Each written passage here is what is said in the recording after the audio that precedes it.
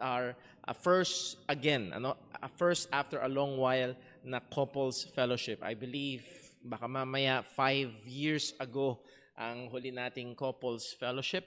So pag-pray ho natin ang gawain ho na ito ho ay sa oras ng 3:00 ng hapon.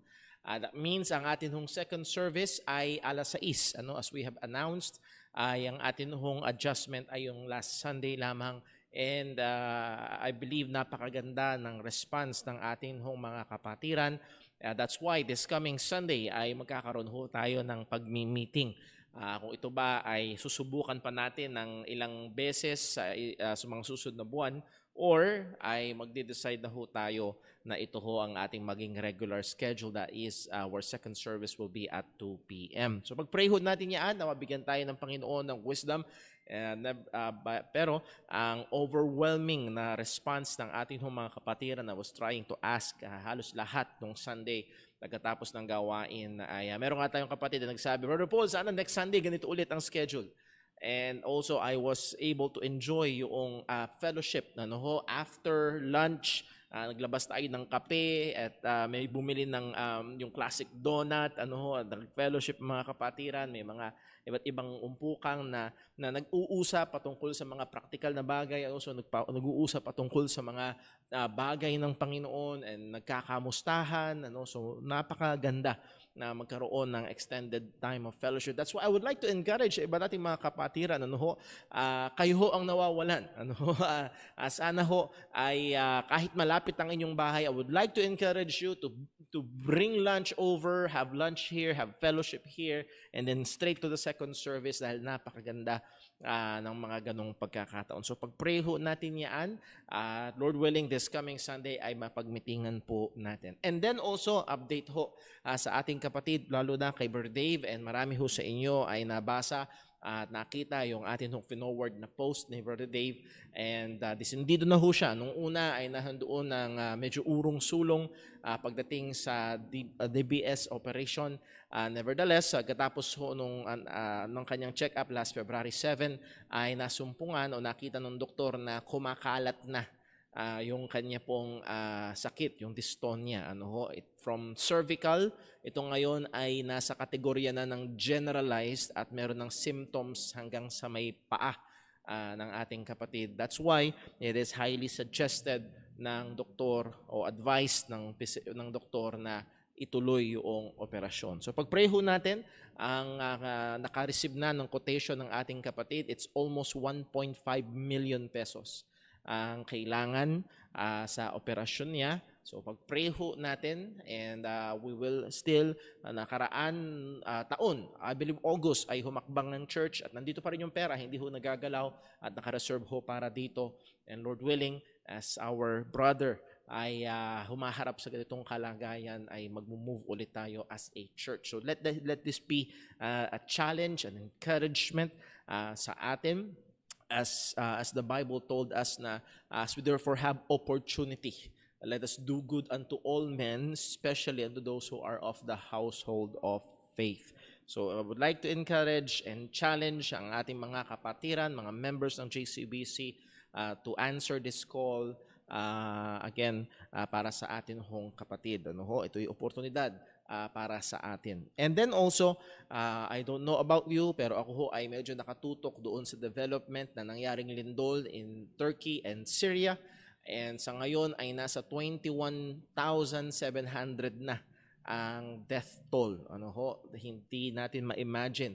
Ito ho ay higit sa doble nang namatay nung sumalanta ang Yolanda sa atin. Marami ang namatay sa atin. So ito'y higit sa doble at marami pang nahuhukay na mga katawan. At kaya ako sinabi ito sapagkat doon din sa verse na sinirecite natin ay let us do good unto all men. Sa lahat ng tao. And we may not be able to go there at tumulong physically sa paano mang paraan na maaaring meron tayo, pinagkalooban tayo ng Diyos, pero merong isa na maaari nating gawin, and that is ipag-pray sila.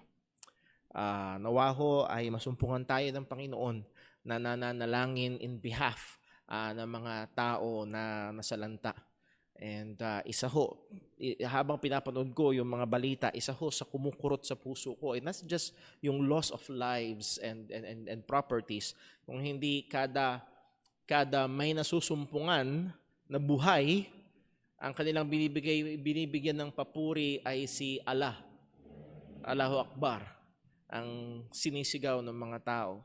Imbis na papurihan ang Diyos na nahabag, ay pinapapurihan ang isang huwad na Diyos, hindi ang Diyos ng Biblia. So, nawa ay gamitin ito ng Panginoon para buksan ang mga lugar na yon, lalo na sa witness ng Ebanghelyo. And nawa ho ay gamitin ng Diyos ang mga pagkakataon na ito. Hindi ba natin kayang ipaliwanag kung paano, pero para sa kaluwalhatian ng kanyang pangalan at sa kagaganap ng kanyang kalooban. So muli, this coming Sunday, ang ating gawain, ang schedule ay 8:30 ng umaga ang ating gawain sa umaga, and then 6 p.m. sa gabi ang ating second service. And then after ng ating first service sa umaga, magkakaroon tayo ng church meeting para ho sa mga bagay na kailangan natin pag-usapan. And then 3 p.m. ang ating couples fellowship. So please take note of those times at nawa ho ay magkasama-sama tayo sa mga gawain. Okay, magsimula ho tayo sa ating prayer meeting. Bago ang ating Bible study, tayo ho muna ay umawi.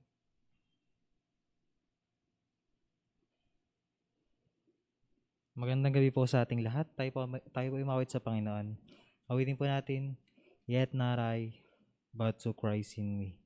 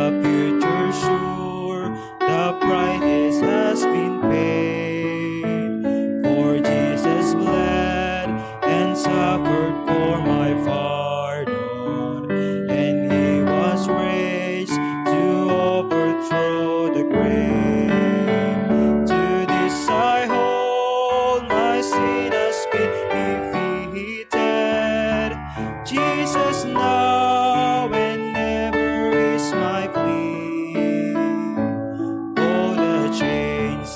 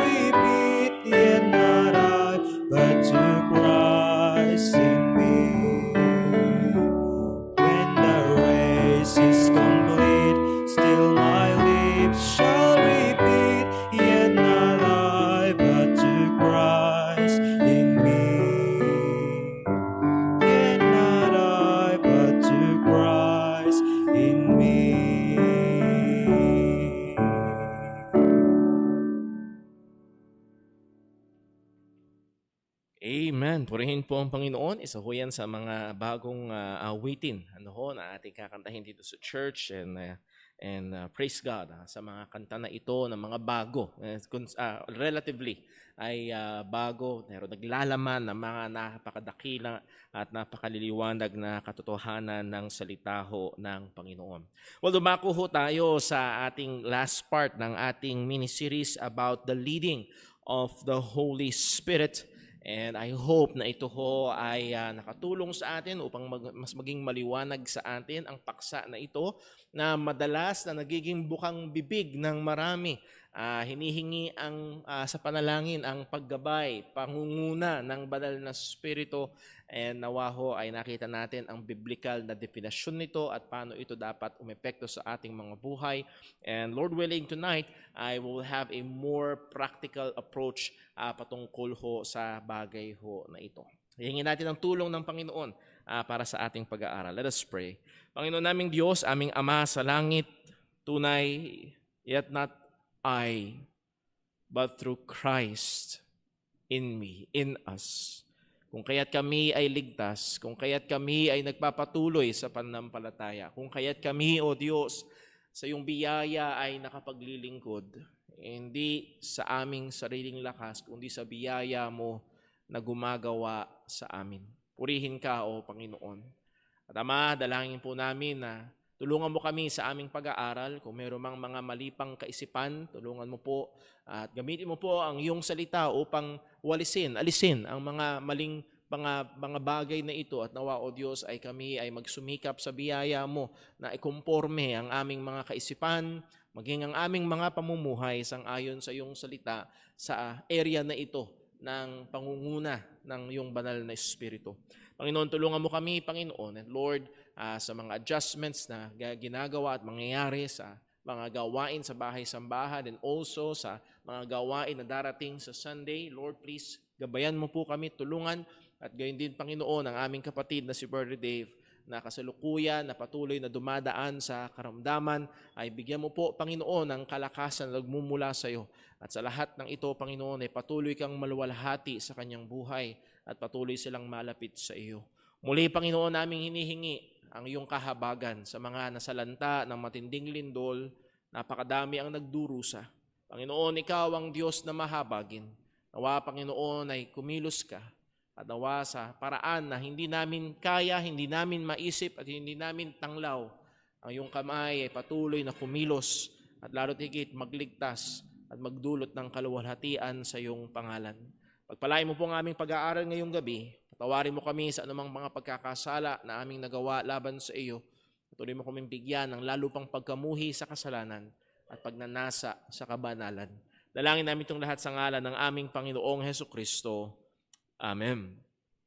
So balikan ho natin na manbilis ang dalawang very practical, very important verses or passages when it comes to the leading of the Holy Spirit na naging sentro ng ating pag-aaral. One is coming from Romans chapter 8. Romans chapter 8 verse 14, ang sabi, "For as many as are led by the Spirit of God, they are the sons of God." And then sa Galatians chapter 5 verse 18, ang sabi, Galatians 5 verse 18, "But if ye be led of the Spirit, ye are not under the law." So here in these two passages ay clearly binabanggit ang pangunguna ng banal na Espiritu, and dito natin tinignan, kinonsidera natin yung konteksto, and that's why nakita natin yung una, yung importansya ng pangunguna ng banal na Espiritu. Ito ay mahalaga sapagkat ang tunay na mananampalataya ay magkakaroon ng katiyakan ng kanilang kaligtasan.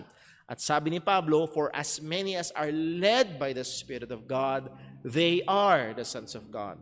But if ye be led of the Spirit, ye are not under the law." They are saying practically the same thing, na ang isang tao na pinangungunahan ng banal na Espiritu ay totoong Kristiyano, totoong anak ng Diyos, totoong ligtas. So ganun kahalaga ang pangunguna ng banal na Espiritu. Pangalawa, tingnan natin kung ano ito. positively. And again, we consider the context of these two verses, and we arrived at the conclusion, and I believe it's a biblical, clear conclusion. Hindi ito ipinipilit, kung hindi ito talaga yung sinasabi ng salita ng Diyos, na ang biblikal na pangunguna ng banal na Espiritu ay hindi pumapatungkol sa pangunguna ng banal na Espiritu sa mga desisyon na kailangan nating gawin. I know, dun madalas ginagamit itong salita na leading ng Holy Spirit. But pag titignan natin sa Biblia, hindi doon particularly ginamit ni Apostol Pablo itong pangunguna ng banal na Espiritu. Kung hindi ito ay ang pangunguna ng banal na Espiritu ay pangunguna niya at kilos niya sa buhay ng isang tunay na mananampalataya upang dalin siya sa isang seryosong paglaban sa kasalanan at buhay o masipag na paghabol sa kabanalan. So that's two directions. Sa Romans chapter 8, nandun yung pagpatay sa kasalanan, sa kapangyarihan ng banal na Espiritu. Sa Galatians chapter 5, verse 21 and 22, nandun yung bunga ng banal na Espiritu or gawa ng banal na Espiritu sa buhay ng isang tao. So that's pointing to two directions, that is away from sin and towards holiness. So, ang punto natin, ang biblikal na pangunguna ng banal na Espiritu ay ang seryosong pakikipaglaban sa kasalanan at masipag na paghabol sa kabanalan. So, in one word, sa theological na pag-aaral, it's called sanctification. Pagpapakabanal. So, ang leading of the Holy Spirit is equivalent to sanctification. Bakit natin dinidiinan ito? Sapagkat muli sa kinasanayan natin na lengguwahe, sa paggamit natin ng salita na pangunguna ng banal na Espiritu, leading of the Holy Spirit, ay madalas hindi ito ang pinag-uusapan. Madalas, kapag nagbasa ho tayo ng mga libro, nakinig tayo ng mga teachings, ang leading of the Holy Spirit ay pumapatungkol sa mga paggabay niya pagdating sa mga decision makings. And as we have seen, ay hindi rin healthy ang karamihan ng mga impormasyon na masusumpungan sa labas. I'm not saying all, pero marami ang hindi wasto, na nakabase sa mga damdamin, nakabase sa mga pangitain, nakabase sa mga almost borderline miraculous events. At yun yung hinihintay nila, at yun yung magiging paggabay ng banal na Espiritu para sa kanila upang gumawa ng mga desisyon. Well, nakita ho natin, as we have said, na hindi ito ang ibig sabihin ng Biblia when it comes to the leading primarily ng banal na Espiritu. Now, titignan ho natin how to be led by the Spirit. Ito yung ating very practical na approach. Kung ang pangunguna ng banal na Espiritu ay in one word, sanctification, paano tayo at paano natin ibibigay yung ating sarili sa pangunguna ng banal na Espiritu. As we have said, this might be anticlimactic at maaaring hindi ito yung hinihintay ng iba, lalo na kung tayo ay lumaki sa kaisipan na ang pangunguna ng banal na Espiritu ay yung mahimala na tila baga pagturo ng Diyos o pagbibigay ng Diyos na impormasyon sa atin kung ano ang dapat nating gawin, or yung naalala ko ho noon nung young people ako, hirap na hirap ako. Nang sabi nila, bubuksan ng Diyos ang pintuan. Pero ang tanong ko, paano ko malalaman? Porket ba tinawagan ka ng kumpanya na tanggap ka na sa trabaho, yun ba ay open door na agad? Yun ba ay ibig sabihin green light na agad? So again, hindi yun kung hindi sanctification. Ang pangunguna ng banal na Espiritu ay pangunguna sa kabanalan. And therefore, ang pangunguna ng banal na Espiritu, pangungunahan tayo ng banal na Espiritu sa kabanalan, at ang atin hong responsibility ay ibigay ang ating sarili sa mga gawain ng kabanalan or sa means of grace na ibinigay sa atin ng Panginoon. Kinonsidera din ho natin at mabilis lang ho nating balik-aralan ang dalawang napakahalagang katotohanan. Una, ang katotohanan ng probidensya ng Diyos. And that is, ang lahat ng bagay, and yes, ito yung almost masasabi natin mahimala, na hindi natin kayang ipaliwanag, hindi natin kayang idetalye ang matinding paggabay ng Diyos literally sa lahat ng bagay, sa lahat ng pangyayari, at lahat ng detalye. Ang probidensya ng Panginoon. Ephesians 1 verse 11, in whom also we have obtained an inheritance, being predestinated according to the purpose of Him who worketh all things after the counsel of His own will. So that means literally that God worketh all things. That means ang kamay ng Diyos ay gumagawa sa lahat ng bagay, and that is literally lahat ng bagay, upang tupdin nito ang sang-ayon sa mabuti niyang kalooban. And isa ito sa mga verse na medyo pinagbubulay-bulayan ko ng mga nakaraang na araw. And almost every time na pinanonood ko ang balita tungkol dun sa nangyaring lindol. Sa Matthew 10 verse 29. Matthew 10 verse 29, are not 2 sparrows sold for a farthing? Itong ibon na ito na napakababa ng halaga. Yun ang punto, mababa ang halaga ng ibon. Almost insignificant. Pero ang sabi, and one of them shall not fall on the ground without your Father. Ang bawat ibon na namamatay ay hawak ng Panginoon. At hindi sila mamamatay kung hindi sa kapahintulutan ng soberanong kamay ng Diyos.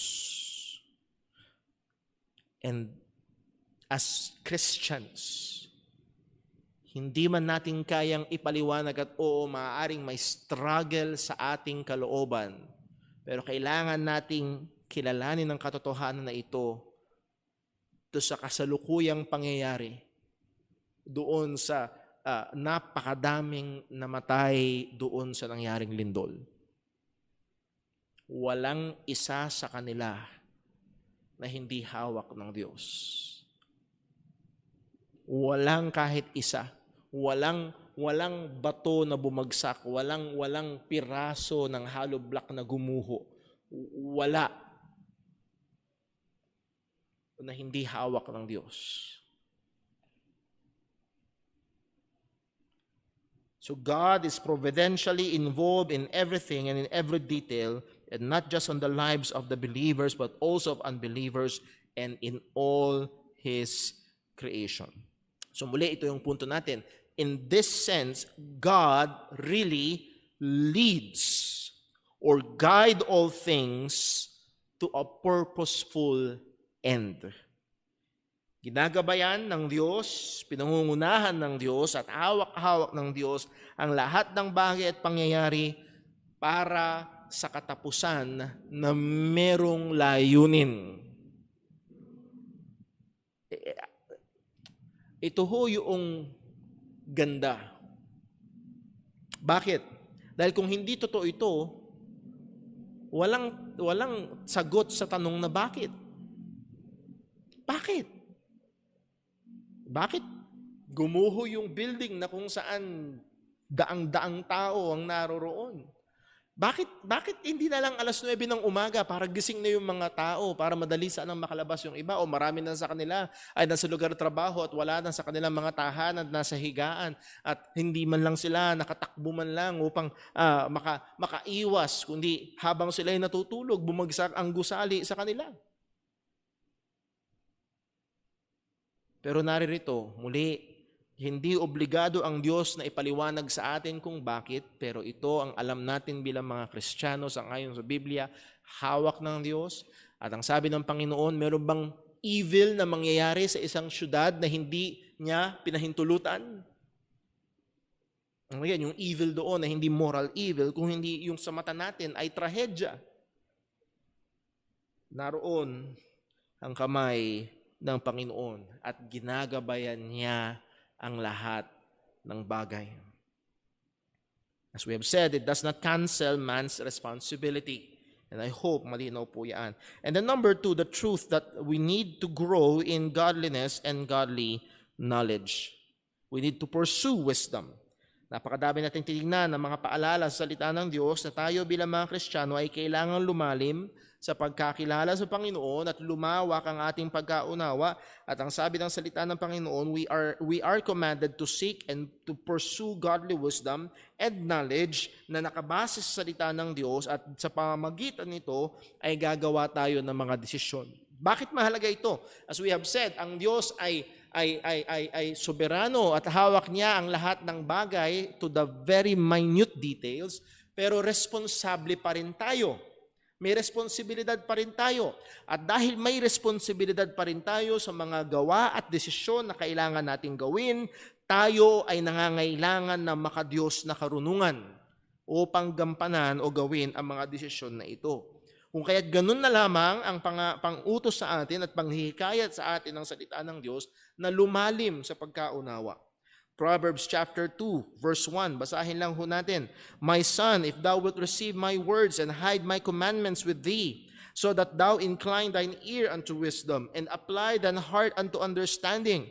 Yea, if thou criest after knowledge and lifted up thy voice for understanding, if thou seekest her as silver and searchest for her as for hid treasures, then thou shalt understand the fear of the Lord and find the knowledge of God. Verse 6, for the Lord giveth wisdom, out of his mouth cometh knowledge and understanding.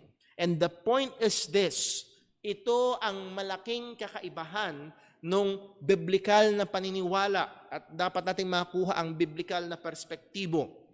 Tayo ay inuutusan ng Diyos na humingi at humanap ng karunungan dahil dito natin ibabase ang ating mga desisyon. Hindi tayo inuutusan ng Diyos na humingi ng mga signs. Hindi tayo inuutusan ng Diyos na hintayin mo yung still small voice. Hindi tayo inutusan ng Panginoon na hintayin mo yung malaking letra sa langit. Hindi tayo sinabihan ng Panginoon na hintayin mo yung holy tugging, yung bang holy paniniko, na sige na, gawin mo na yan.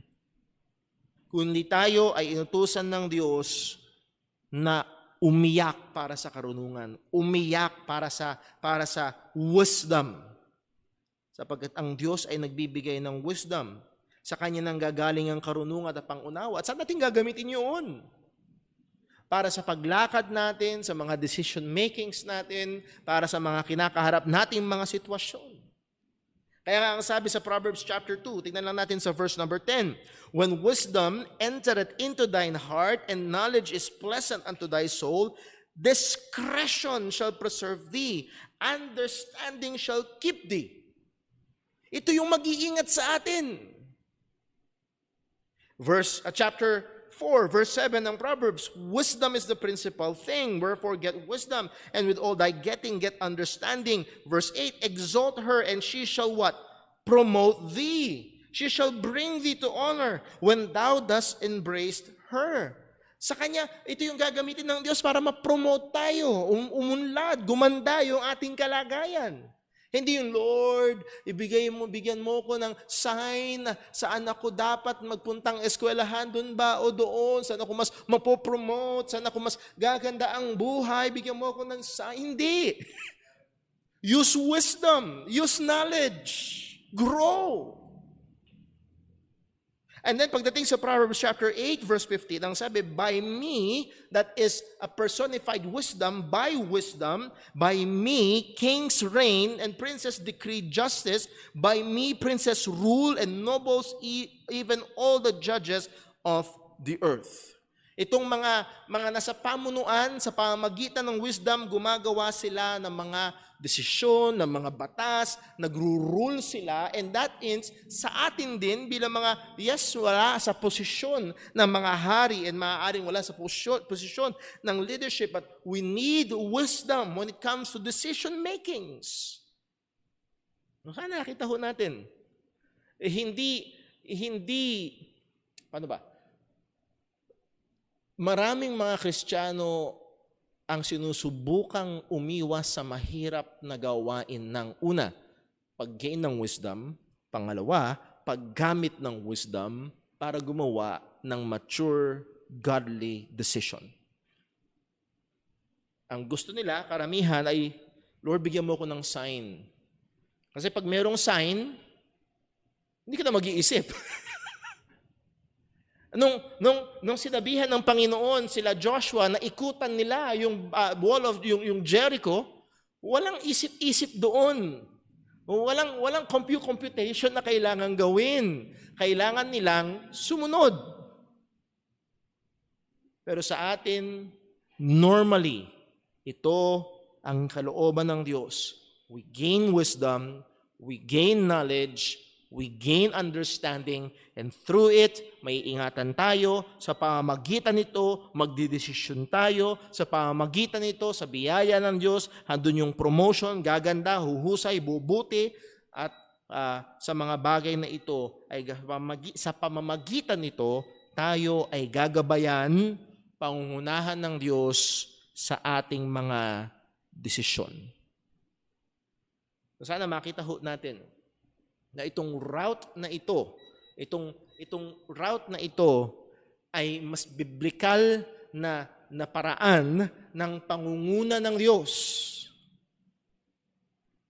Dahil napakadami sa panahon natin ngayon, ang pangunguna ng Panginoon ay kailangan nila ng signs, ang kailangan nila ay feelings, ang kailangan nila ay, pagdating sa pangunguna ng Panginoon, ang kailangan nila ay yung mga boses na naririnig. No. Ang makikita natin sa normal na kaparaanan upang tayo ay gabayan ng Panginoon, ang gusto ng Diyos tayo ay sumagana at umunlad sa biblikal at makadiyos na karunungan at pangunawa. So makikita ho natin itong mas sikat na kaparaanan ng leading ng Holy Spirit ay actually hindi ito ang inuutos ng Diyos sa atin. Hindi ito ang gusto natin. Mahirap, matagal. And yes, we will bear responsibility sa mga desisyon na kailangan nating gawin. So what is the leading of the Holy Spirit? Muli, ang pangunguna ng Banal na Espiritu ay pangunguna sa sanctification. At paano tayo pangungunahan ng Banal na Espiritu sa sanctification? Sa pamamagitan ng pag-engage ng ating mga sarili sa mga means of grace upang tayo ay lumago. And let me just enumerate them: Bible intake, disciplined life of prayer, faithfulness in the sacraments, genuine worship, proper perspective and response to trials, Christian meditation, grace-giving, biblical servanthood, mortification of sin, and Christian fellowship. So as we, by God's grace, na ating sinasubmit ang ating mga sarili sa mga means of grace na ito, ang ating mga isip ay mai-informed, ang ating mga puso ay matatransformed, ang ating mga kalooban ay mare-reformed sa tungo sa Panginoon. Patungo sa mga bagay na nakakaluwalhati sa Diyos. And para gabayan ho tayo at matulungan tayo, let me end our series ng study sa leading ng Holy Spirit in a very familiar verse. At maaaring meron sa atin dito, kabisado ang verse na ito, or verses, sa Proverbs chapter 3. Proverbs chapter 3, I believe, ito pa rin ang life verse ng aking ate, Sister Peng. Proverbs chapter 3, verse 5 and 6. Maaaring marami sa inyo kayang i-recite ho ito. Trust in the Lord with all thine heart and lean not unto thine own understanding. In all thy ways acknowledge Him, and He shall what? Direct thy paths. Is that leading? Yun ba'y pangunguna? He shall direct thy paths. So atin hong himayin ng kaunti ang mga pamilyar na mga salita ho na ito sa atin. Una, verse 5, trust in the Lord with all thine heart, and lean not unto thine own understanding. It will need us to clarify some things. Yung sinabi sa pangalawang parte, lean not unto thine own understanding, let's just clarify. Ang ibig sabihin ho nito, it does not mean na we forsake reasoning, logic, and planning. Hindi ho ibig sabihin na lean not unto thine own understanding. Hindi ibig sabihin dito na ating kailangang iwanan at itapon ang ating reasoning. Ginawa tayo ng Diyos birang reasonable creatures. Hindi nangangahulugan ito na hindi tayo dapat mag-isip. Hindi ibig sabihin na hindi tayo gagamit ng logic. Hindi ibig sabihin na hindi tayo magpaplano. Hindi ho ibig sabihin itong kesera-sera. Lean not unto thine own understanding. Bahala na kung anong mangyayari. Hindi yun ang sinasabi ng talatang ito. O Brother Paul, paano mo nasabi yan? Sapagkat ito ay in contrast dun sa unang part. Ano yung unang part?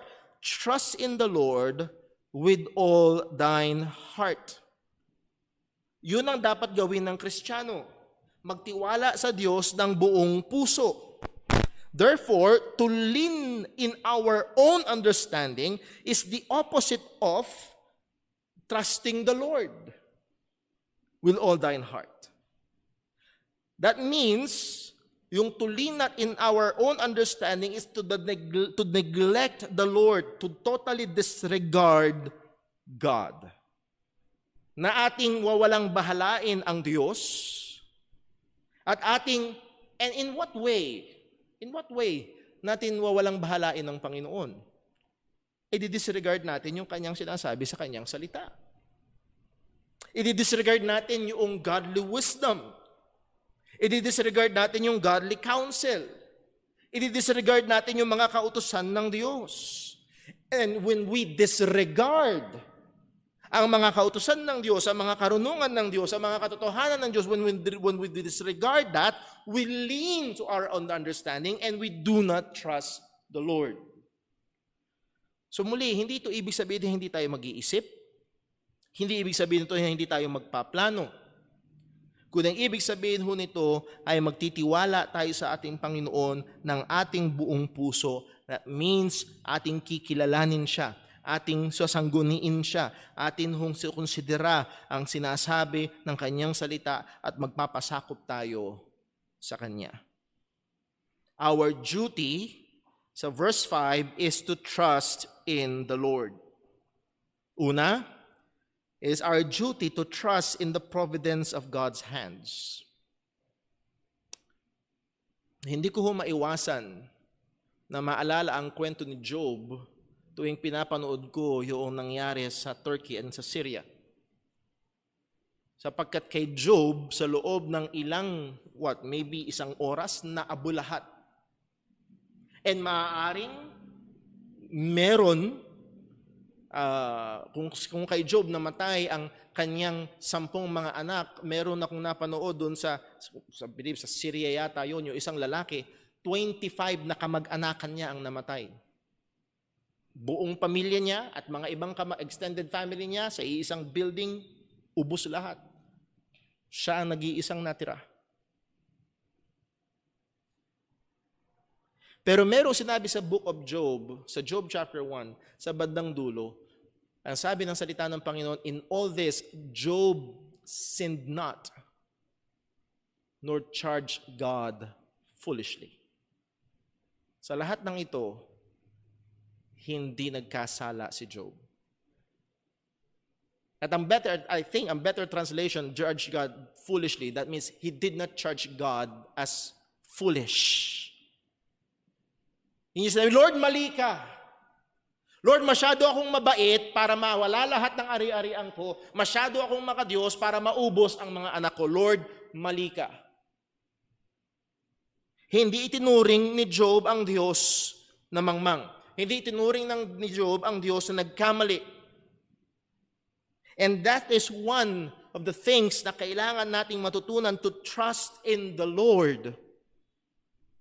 And that is sa ating buhay, kung sa biyaya ng Diyos tayo nagsusumikap sa kabanalan, hindi tayo exempted sa mga masasama na nangyayari sa buhay. Pwedeng mawala ang buong kabuhayan. Kahit ikaw, ang pinaka-faithful na Kristiyano, pwedeng mamatay ang iyong kapamilya.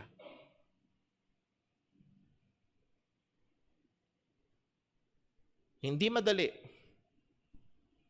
Pero magtitiwala tayo sa Diyos kagaya ni Job. The Lord gave. The Lord taketh away. Blessed be the name of the Lord. So it means to trust in the providence of God's hands. Number 2, it means to trust in His truths and promises revealed and His revealed will for us in His Word for our good. Ibig sabihin, magtitiwala tayo sa Kanyang mga katotohanan, sa Kanyang mga pangako, at sa Kanyang kalooban na kahayag sa atin sa Kanyang salita para sa ating ikakabuti. Magtitiwala tayo doon. Na kahit ang sabi ng kinikilala at pinakatanyag na child expert, child psychologist, and child so on pa, mga doktor, na ang sabi nila ay hindi kailangang paluin ang bata, pero ang sabi ng Diyos, wag mong ihiwalay ang pamalo sa bata. Oh, merong mga panahon na ayaw kong paluin ang anak ko. Ayoko. Hindi ako natutuwa pag nasasaktan siya. Nadudurog ang puso ko pag umiiyak siya. May mga pagkakataon na makikiusap sa amin, Daddy, ayoko, Daddy, ayoko. Yes, ayoko rin, anak. Pero kailangan kong magtiwala sa salita ng Diyos na ito ay makakabuti sa iyo. Magtitiwala tayo sa katotohanan, pangako, at kalooban ng Diyos na nakahayag sa atin sa Kanyang salita. Now, verse 6. In all thy ways, acknowledge Him, and He shall direct thy paths. And I think dito dapat maging napaka-excited ng mga Kristiyano. Kung gusto talaga natin yung leading ng Panginoon. Well, nandito ang sabi, He shall direct. That's leading. Now, let's clarify some things. Una, doon sa sinabi, in all thy ways acknowledge Him, I think, hindi ito nangangahulugan na sa bawat detalye ng bawat desisyon mo sa iyong buhay ay kailangan mo munang huminto at mag-pray at hingin at hintayin lalo na ang senyales mula sa Diyos. Halimbawa, nandun ka sa may Santa Clara, may McDo sa kanan, may Jollibee sa kaliwa, so hihinto muna yung sasakyan mo, pray muna tayo mga anak, Lord, bigyan mo kami ng sign, saan ba kami, McDo o Jollibee? I don't think na yun ang ibig sabihin niya na in all thy ways acknowledge Him. Maaaring tanungin mo, mga anak, anong gusto nyo? Mrs., anong gusto mo? Jollibee! Okay, doon tayo. Hindi ibig sabihin na sa bawat detalye, anong kulay ng damit ang iyong susuotin, o sasakay ka ba ng bus o mag-LRT, hingi ka ng tulong, hihingi ka ng pag-iingat mula sa Panginoon, pero in almost all in those ay gumagamit tayo ng wisdom. And oftentimes, it's learned through our experience. Wala namang verse that thou shalt ride LRT. Walang ganun. Kung hindi, we gain wisdom. Sa experience ko, pag nag-bus ako, late ako lagi. Pag nag-LRT, on time ako. So, by wisdom through experience, use LRT. So, hindi nangangahulugan na kailangan mo munang tumayo doon sa ilalim ng tulay, Lord, bigyan mo ko ng sign. Hihintayin ko yung inner peace. Saan ba? Sa bus ba o sa LRT?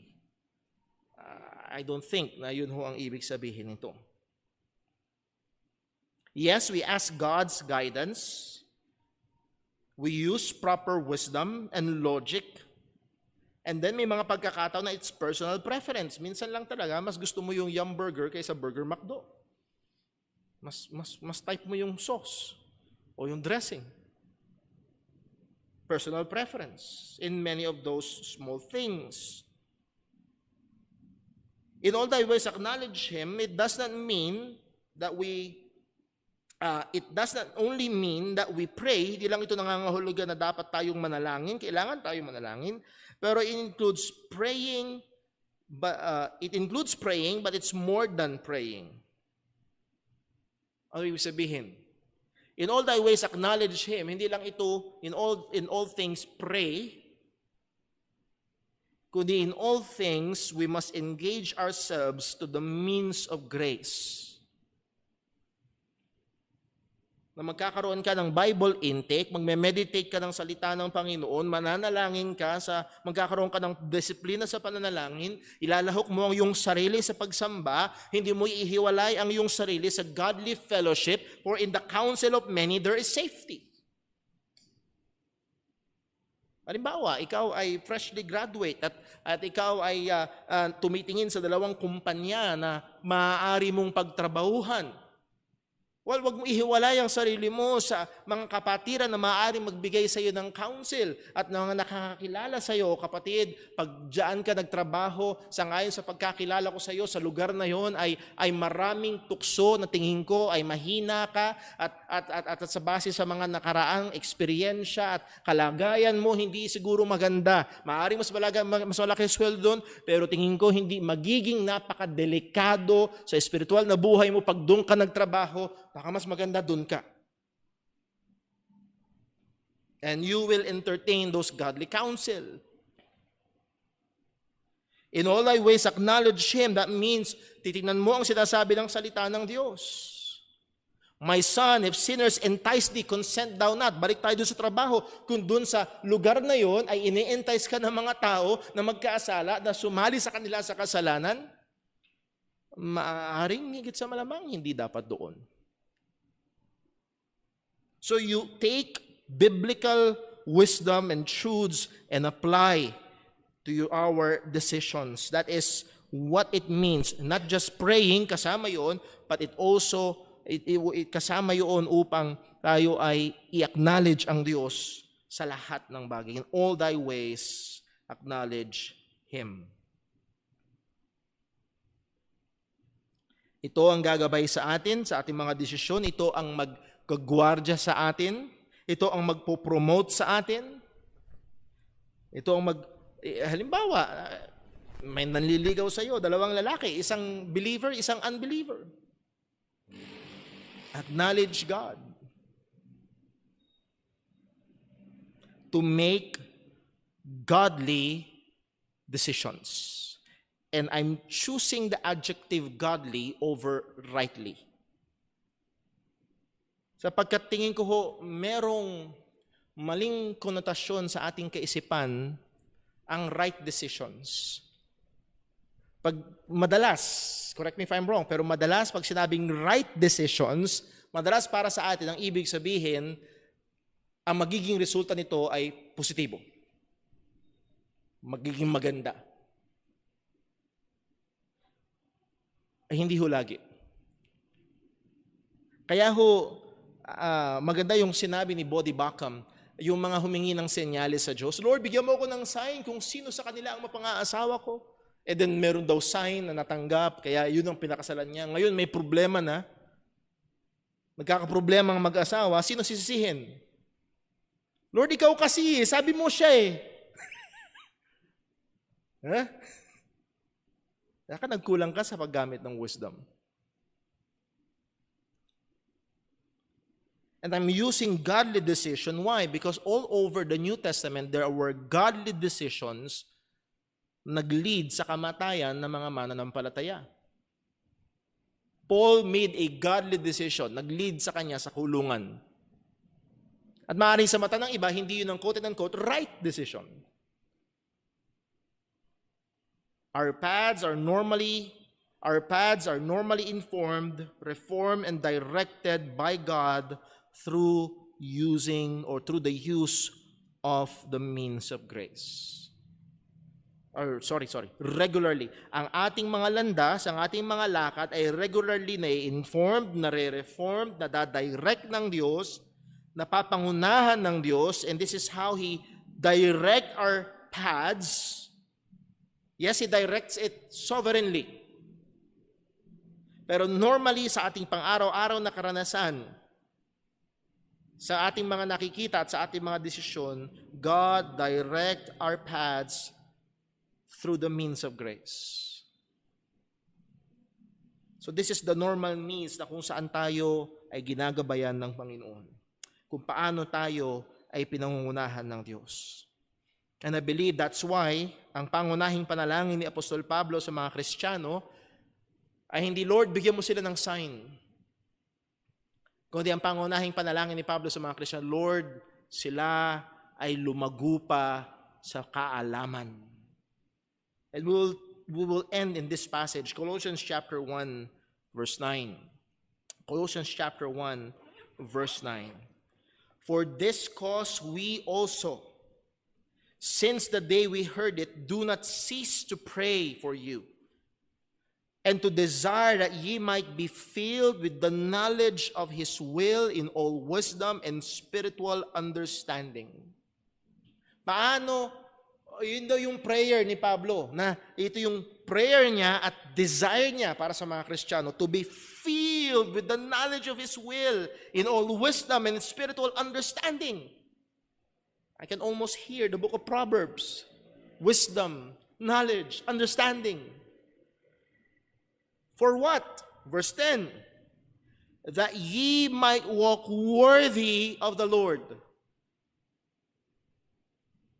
unto all pleasing, being fruitful in every good work, and increasing in the knowledge of God, strengthened with all might, according to His glorious power, unto all patience and long-suffering with joyfulness. Mga kapatid, yung sikat na idea ng leading ng Holy Spirit sa maraming mga churches, that is signs and mga mamirakulong paraan, it will rob you of this. Dahil kung tayo ay bibigyan ng Diyos ng karunungan at pagkaunawa, at hindi ito yung magically, ting, punong-puno ka na ng karunungan. Again, gagamitin yung means of grace para lumago sa mga bagay na ito. Ano magiging resulta? We will walk worthy of the Lord unto all pleasing, fruitful in every good work, increasing in the knowledge of God, strengthened with all might, according to His glorious power. Mamimiss mo yun. Strengthened with His might. At akala ho ng iba, to be strengthened with the might of the Lord, it means miracles.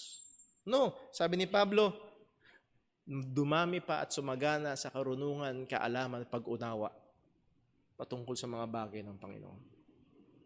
You'll be strengthened in His might, increasing in the knowledge of God, and to all patience and long-suffering with joyfulness.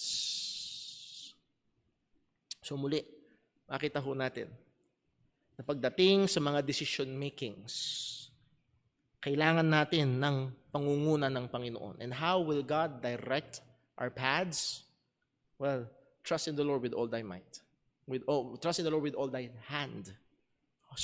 Trust in the Lord with all thine heart. And lean not unto thine own understanding. In all thy ways acknowledge Him, and He shall direct thy paths. Ito'y tumatawag sa atin sa seryoso at masipag na pag-apply ng ating mga sarili sa mga kaparaanan ng biyaya na binigay ng Diyos upang lumalim at lumago tayo sa kaalaman ng Kanyang kalooban, ng Kanyang katotohanan. Sa pamamagitan nito, gagabayan tayo ng Diyos sa ating mga lakad, sa ating mga desisyon. I hope ito ho ay lalong magbigay sa atin ng pag-asa at kagalakan na makita natin kung paano ang Diyos normally gumagabay sa atin. Let's pray. Panginoon naming Diyos, aming Ama sa langit, salamat po. Salamat po sa katotohanan na pwede kaming magpahinga, at pwede kaming sumandal, at pwede kaming magkaroon ng kapayapaan, oo, sa gitna man ng mga bigat at sakit, sapagkat ang iyong kamay ay soberanong gumagabay sa lahat ng bagay. That truly you work all things after the counsel of your own will. Ang iyong probidensya ay lagi at patuloy na gumagabay patungo sa pangyayari ng iyong kalooban.